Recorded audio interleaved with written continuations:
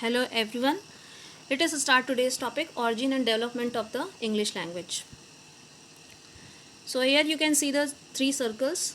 These three circles are representing the three tribes of Germany which played a very important role in the history of English language, especially in the old English language.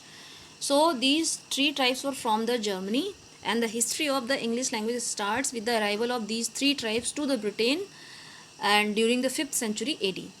And later on these three tribes were known as the Anglo-Saxons. These tribes crossed the North Sea, which is known as the Denmark and northern Germany now. At that time, the inhabitants of the Britain were used to speak the Celtic language, but the most of the Celtic language speakers who were completely displaced to more remote areas of the west and north, which is now known as Wales, Scotland and Ireland. Though the Celtic language speakers dominated the British Isles for the centuries, but the Celtic language had very little impact on the English language now. And what about the Anglo-Saxons? They became the Christian, and when they became the Christian, they learned the Latin language, and in this way the first Latin effect was seen in that period, and Latin affected the language with the merchants traveling the tribes. Some of the words taken from the Latin are cattle, wine, cheese, butter, cheap, etc.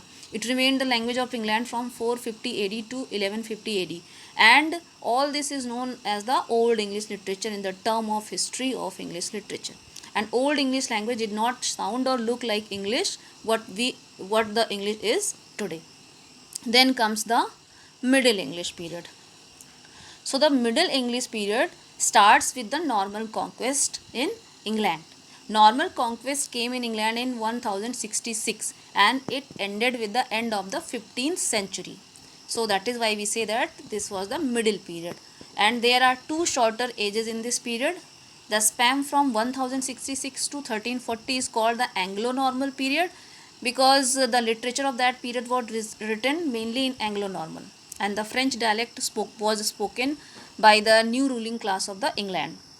Then the period from 1340 to 1400 is called the age of Chaucer, because Chaucer was the great poet and very much dominating in this period. That in this way this is known as the middle period. And one important thing about this period is that the early part of the Middle Ages is called the Dark Ages, because the what actually happened during that time can hardly be known. That is why. So then comes the modern period. Well, the modern English period starts from the beginning of the 16th century to the present day, and this long period can be subdivided into the early modern period and then later modern period. The early period starts from the 16th and ends to the 17th century, and later one starts from the 17th and up to the present day. There are some differences in both the period.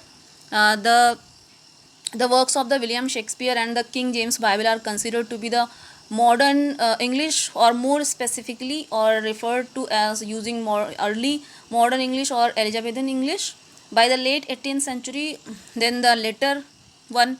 By the late 18th century, the British Empire had facilitated the spread of the modern English during through its colonies and geopolitical dominance. Commerce, science and technology, diplomacy, art, formal education all contributed to the English becoming the first truly global language. So in this way the English has gone through the all procedures. In this way the language is now what we spoke today, used to speak. So this is all about the origin and development of the English language. That's all. Thank you. Thanks for watching. God bless us all.